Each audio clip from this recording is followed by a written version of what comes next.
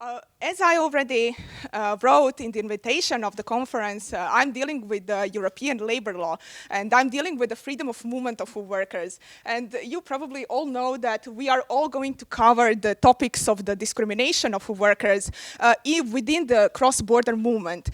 We are focusing on the European Union, even though we can also focus on other aspects of the cross-border movement, because it is always a current issue. It's not only the current issue, but it is also always the issue in the European Union about the movement of workers. So that's why I actually chose this topic, because this topic is always a hot topic for the discussion, and we will also always have questions with regards to this one.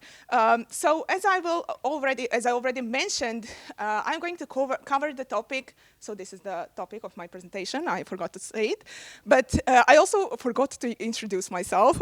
Probably the participants of my panel know me. I am Deák Konjevic, and I'm a teaching assistant at the Faculty of Law Osijek in Croatia, but I'm also an intern at the Central European Academy and a Ph.D. student of the University of Miskolc. And since I already showed you my presentation, it's the presentation about the workers' rights in the European Union, in which I am researching the equality of the European Union workers within the cross-border movement. So as we talk about the freedom of movement of workers, we have to say that it is covered not only by the European primary legislation, but also by the European secondary legislation. When we talk about the primary legislation, it's always important to cover the Treaty of the European Union and the Treaty of the Functioning of the European Union. However, Treaty on the European Union is not relevant in this regard, since it only covers the freedom of movement, but it doesn't cover specifically the freedom of movement of workers. If we want to check the freedom of movement of workers, then we actually search for the Treaty of the Functioning of the European Union. And we checked Article 45 of that treaty.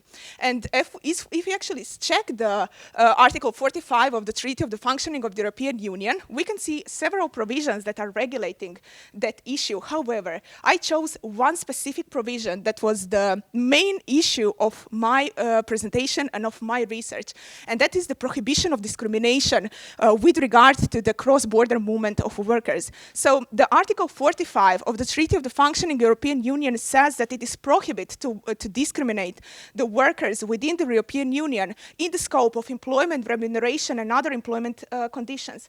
It means that the discrimination based on nationality within the cross-border movement of workers is explicitly violated, is explicitly forbidden, sorry.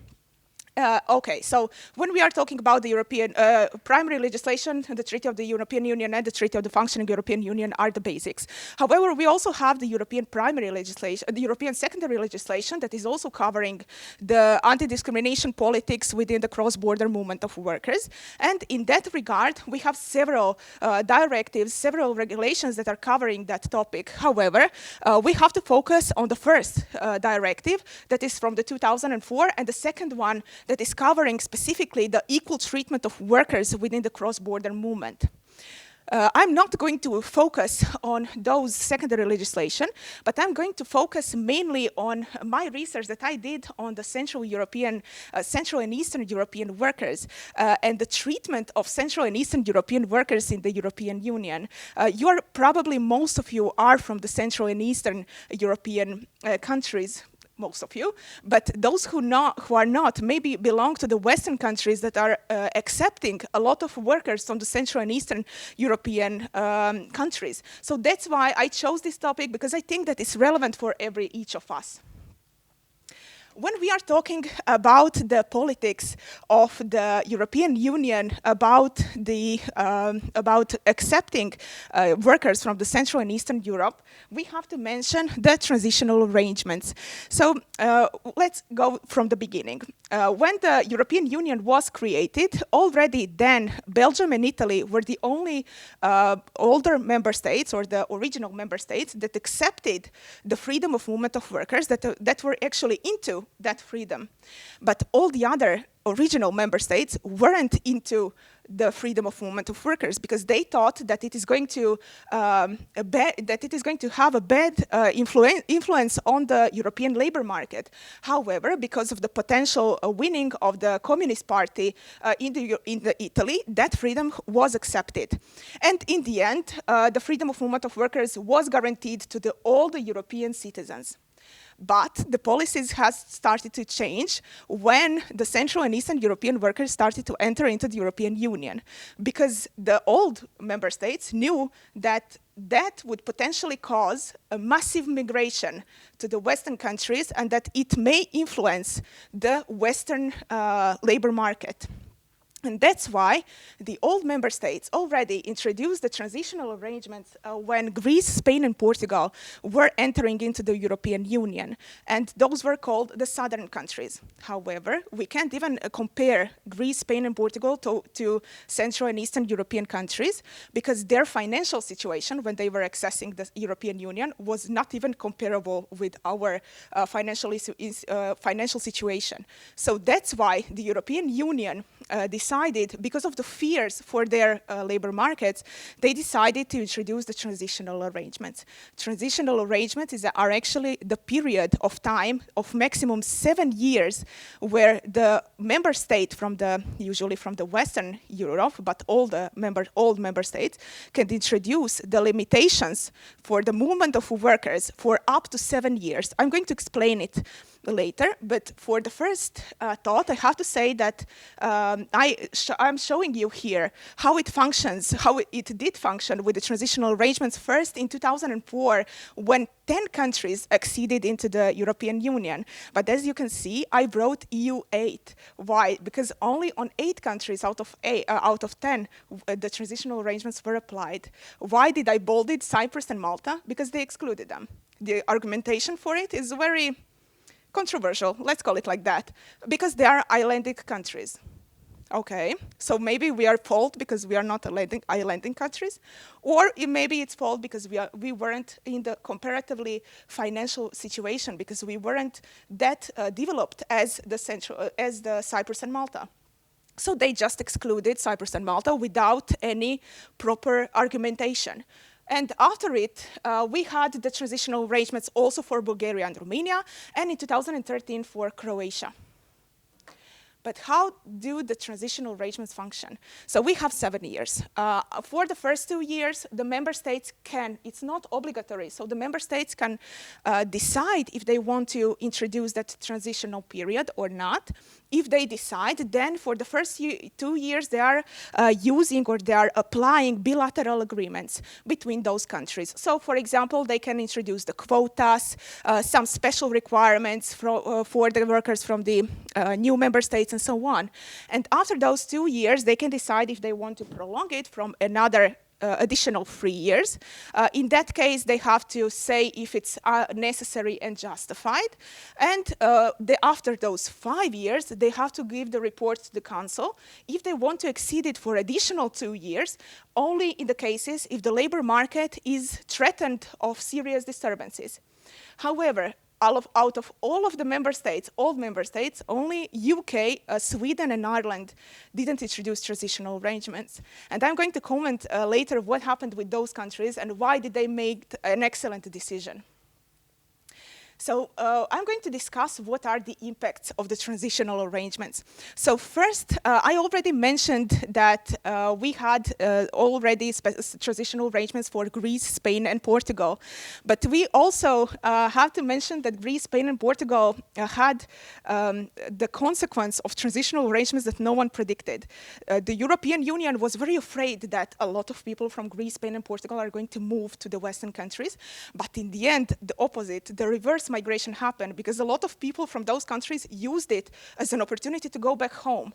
So nothing actually happened with the migration.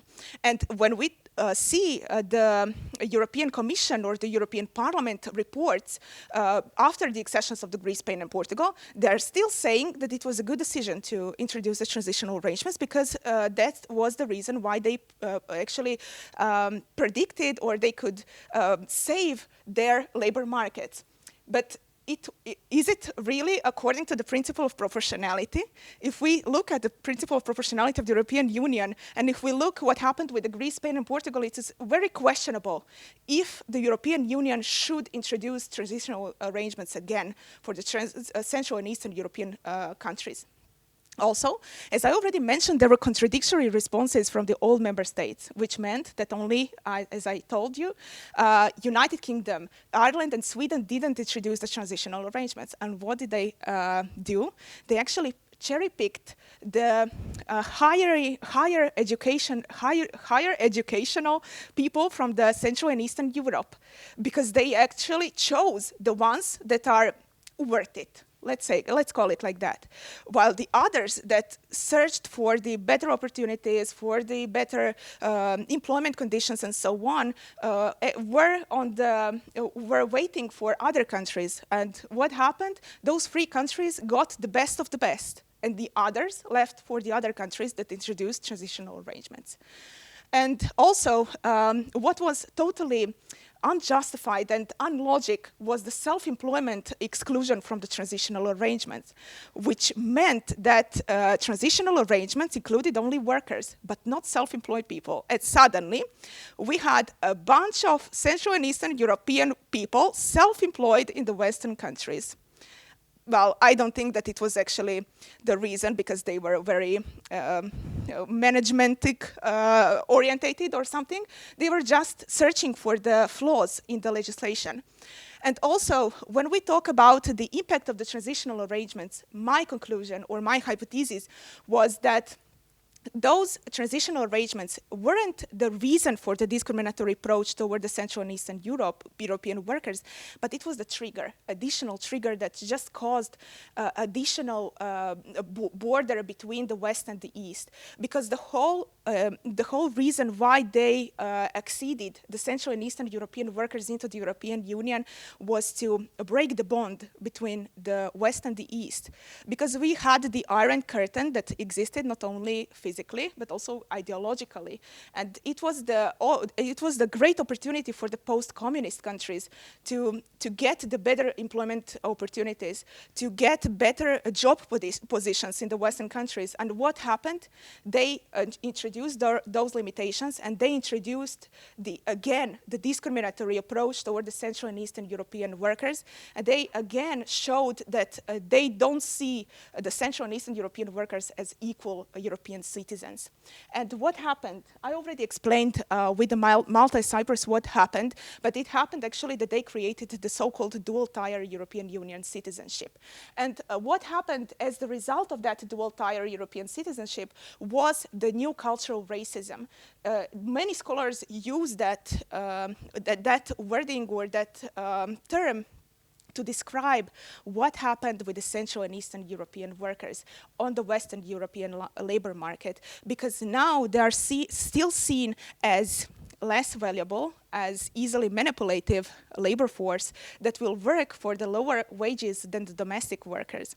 And we even have the so-called stereotype of the Polish plumber. I was talking to one professor from Belgium on Geneva conference, and he told me that they're still using the joke about the Polish plumber in Belgium and in the United Kingdom when they want to insult someone, that someone is working for a lower remuneration. If someone is a cheap worker force, then they're using that he's a Polish plumber.